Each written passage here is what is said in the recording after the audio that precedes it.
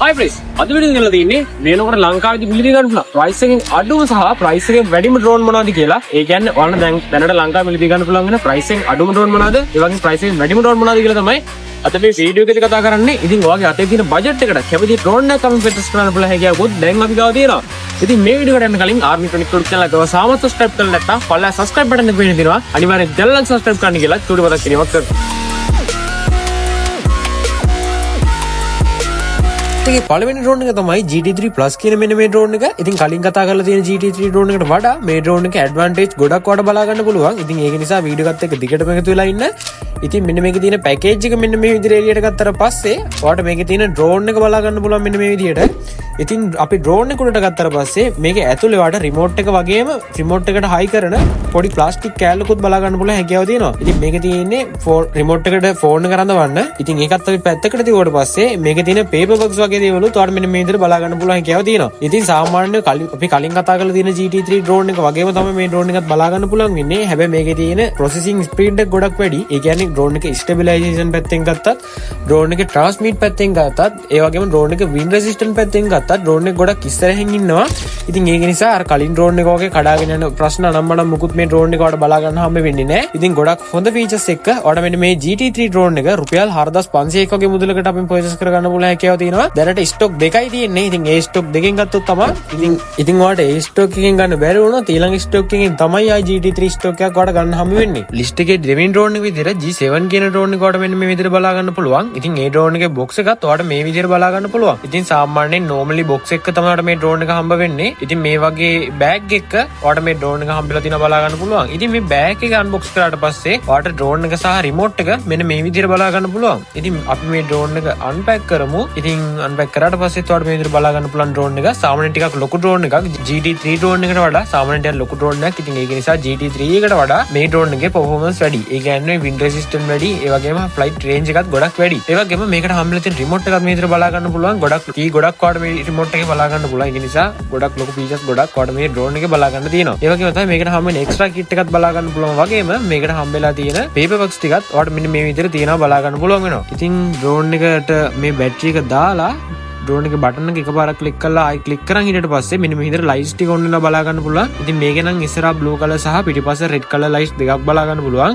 ඔයා ඩ්‍රෝන් එකේ රැට වගේ යනවා නම් ඩ්‍රෝන් එකේ ෆ්‍රන්ට් එක සහ බෑක් එක ඔයාලට මෙන්න මේක නිසා අඳුර ගන්න පුළුවන් හැකියාව තියෙනවා. මේ ඩ්‍රෝන් එකේ විශේෂතා ගැන කතා කරොත් මේ ඩ්‍රෝන් එකේ brushless motors available වෙන නිසා ඔයාලට ඩ්‍රෝන් එකේ stabilization ගැන කතා කරන්න දෙයක් නැහැ. ගොඩක් හොඳ stabilization එකක් ඔයාලට මෙන්න මේ ඩ්‍රෝන් එකේ බලා ගන්න පුළුවන්. ඉතින් ඒකත් එක්ක මේ ඩ්‍රෝන් එක මීටර 700ක් 800ක් වගේ දුරකට ෆ්ලයි කර ගන්න පුළුවන් හැකියාවක් තියෙනවා. සමහරක් කට්ටිය නම් ඩ්‍රෝන් එක එච්චර දුර ගිහලා ඩ්‍රෝන් එක කඩන් යනවා. ඒතරම රෙකමන්ඩ් කරන්න බෑ එච්චර දුරක් ෆ්ලයි කරන එක. මොකද මේක GPS ඩ්‍රෝන් එකක් නෙවෙයි නිසා සාමාන්‍යයෙන් වඩා මීටර 300ක් 400ක් අතර තමයි හරියට ෆ්ලයි කර ගන්න පුළුවන් වෙන්නේ. ඔන්න ඉතින් අපේ ලිස්ට් එකේ තුන්වෙනි ඩ්‍රෝන් එක තමයි M88 කියන මෙන්න මේ ඩ්‍රෝන් එක. මේ ඩ්‍රෝන් එක ඩිසයින් එක ගත්තොත් GT3 ඩ්‍රෝන් එකට ගොඩක් සමාන ඩිසයින් එකක් තමයි බලා ගන්න පුළුවන් වෙන්නේ. ඉතින් මේ ඩ්‍රෝන් එකත් අපි මෙන්න මේ විදිහට අන්බොක්ස් කරමු. අන්බොක්ස් කරාට පස්සේ GT3 එකේ වගේම මෙන්න මේ වගේ පැක් එකක් වඩ බලා ගන්න පුළුවන්. ඉතින් මේ පැක් එකත් අපි එළියට ගමු. එළියට ගත්තට පස්සේ අර GT3 ඩ්‍රෝන් එක පැක් කරලා දිනවා වගේම මේ ඩ්‍රෝන් එකත් පැක් කරලා දිනවා. ඊට වඩා මේකට උඩින් ඔයාලට පේපර් බොක්ස් එකක් බලා ගන්න පුළුවන් අර කලින් ඩ්‍රෝන් එකට වඩා. ඒ වගේම මේ ඩ්‍රෝන් එක GT3 එකට වඩා ගොඩක් ලොකු ඩ්‍රෝන් එකක්. ඒ වගේම මේකට ඇවිල්ලා තියෙන brushless motors අපි ඒ වගේ ඉස්සරහට කතා කරමු.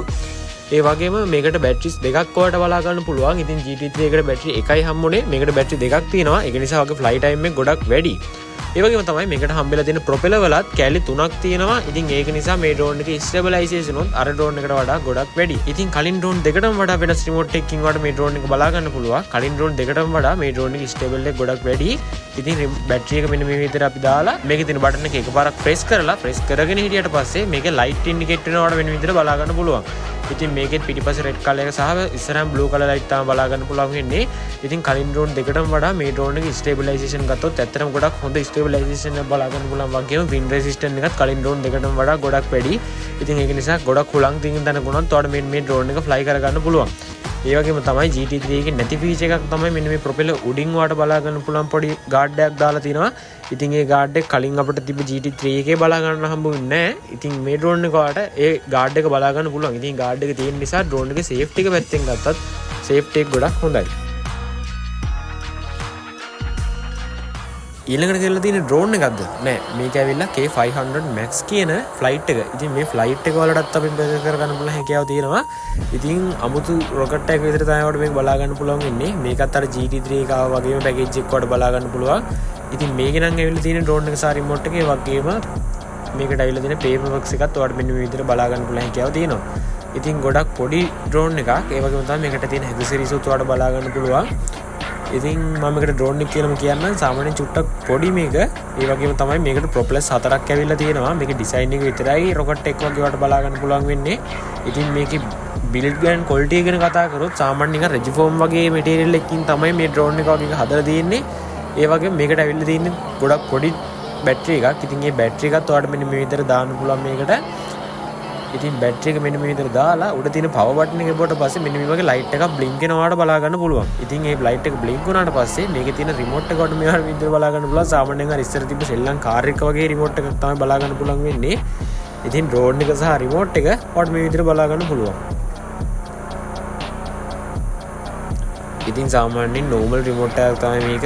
ඒ කියන්නේ ගොඩක් high quality එකකින් තියෙන drone එකක් නෙවෙයි මේක. සාමාන්‍යයෙන් normal drone එකක්. මේක fly කරද්දී ගොඩක් fun හැබැයි අනිත් ඒ කියන්නේ සාමාන්‍ය අනිත් drone වලට වඩා ගොඩක් fun drone එකක්. කොහෙවත් අදිනවටත් කිසි ප්‍රශ්නයක් වෙන්නේ. අනිත් එක මේකේ තියෙන designing නිසා ගොඩක් fun විදිහට මේක fly කරගන්න පුළුවන් හැකියාව තියෙනවා. කොහෙවත් වැදුනට කිසිම ප්‍රශ්නයක් වෙන්නේ නැහැ මේක. ඉතින් GT3 drone වලටත් වඩා ගොඩක් හොඳ safety එකක් තියෙන drone එකක් තමයි මේක. ඉතින් මේ ඩ්‍රෝන් එක නම් ඔයාලා ගෙදර ඉන්න බබෙක්ට හරි සාමාන්‍ය පොඩි ළමයෙක්ට වගේ තමයි රෙකමන්ඩ් කරන්න පුළුවන්. සාමාන්‍යයෙන් ටිකක් වැඩි හිටි කට්ටියට මේ ඩ්‍රෝන් එක රෙකමන්ඩ් කරන්න බෑ. මොකද මේ ඩ්‍රෝන් එක එච්චර ඒ කියන්නේ වැඩි හිටියන්ට ගැලපෙන ඩ්‍රෝන් එකක් නෙවෙයි. සාමාන්‍යයෙන් ටිකක් පොඩි කට්ටියට පදින්න පුළුවන් ෆ්ලයිට් ටයිම් එක අඩු සාමාන්‍ය normal ඩ්‍රෝන් එකක්. ඒ වගේම තමයි මේ ඩ්‍රෝන් එකේ අමුතුම ලුක් එකක් තියෙන්නේ. ඉතින් සාමාන්‍යයෙන් අර පදිනකොට පට්ට ආසී දෙනවලු වැඩි හිටි කෙනෙක්ට උනත්. ඉතින් ඒ වගේම තමයි මේ ඩ්‍රෝන් එක විතරක් නෙවෙයි තවත් ගොඩක් ඩ්‍රෝන් අපි ගාව තියෙනවා. ඉතින් ඔයාලට කැමති ඩ්‍රෝන් එකක් අපෙන් පර්චේස් කරගන්න පුළුවන් හැකියාව තියෙනවා. ඊළඟට ගෙනල්ලා තියෙන්නේ JS39 කියන ඩ්‍රෝන් එක. ඉතින් මේ ඩ්‍රෝන් එක අතන අපි ගාව ගොඩක් මාකවුට් වෙන ඩ්‍රෝන් එකක්. ඒ වගේම තමයි මේ ඩ්‍රෝන් එකේ රිමෝට් එකේ ඩිස්ප්ලේ එකකුත් බලා ගන්න පුළුවන්. මේ ඩ්‍රෝන් එකේ ඩිසයින් එක ගැන කතා කරොත් මේක සාමාන්‍යයෙන් කායකක් විදිහට තමයි ඩිසයින් කරලා තියෙන්නේ. ඒ වගේම ඉස්සරහින් කැමරාස් දෙකක් වාට බලා ගන්න පුළුවන් වගේම යටිමුත් ඩවුන්ලෝඩ් කැමරා එකක් මේ ඩ්‍රෝන් එකේ බලා ගන්න පුළුවන්. මේ ඩ්‍රෝන් එකට ඇවිල්ලා තියෙන්නේ brushless motors. ඉතින් ඒක නිසා ඩ්‍රෝන් එකේ ලයිෆ් ටයිම් එක ගොඩක් වැඩි. ඒ වගේම තමයි මේ ඩ්‍රෝන් එකේ ස්ටේබිලයිසේෂන් ගැන කතා කරොත් මේ ඩ්‍රෝන් එකේ GPS නැති වුණොත් සාමාන්‍යයෙන් GPS ඩ්‍රෝන් එකකටත් වඩා ස්ටේබිලයිසේෂන් එකක් කොට මෙන්න මේ ඩ්‍රෝන් එක බලා ගන්න පුළුවන්. වගේම කැමරා ක්වොලිටි එක ගත්තත් සාමාන්‍යයෙන් GPS ඩ්‍රෝන් වලටත් වඩා තියෙන කැමරා ක්වොලිටි එකක් ඔයාලට මෙන්න මේ JS39P කියන ඩ්‍රෝන් එකේ බලා ගන්න පුළුවන් හැකියාව තියෙනවා. ඉතින් මේ ඩ්‍රෝන් එකත් ඔයාලට අපෙන් පර්චේස් කරගන්න පුළුවන් හැකියාව තියෙනවා. පල්ලා ඩිස්ක්‍රිප්ෂන් එකේ දාලා තියෙන නම්බර්ස් වලට කතා කරලා පල්ලා ඩිස්ක්‍රිප්ෂන් එකේ තියෙන ලින්ක් වලට ගිහිල්ලා ඔයාලට මේ කැමති ඩ්‍රෝන් එකක් අපෙන් පර්චේස් කරගන්න පුළුවන් හැකියාව තියෙනවා ගොඩක් අඩු මුදලකට. ඉතින් අදට ගෙන වීඩියෝ එක මෙතනින් නවත්තනවා. වීඩියෝ එක බලපු හැමෝටම ගොඩක් ස්තුතියි.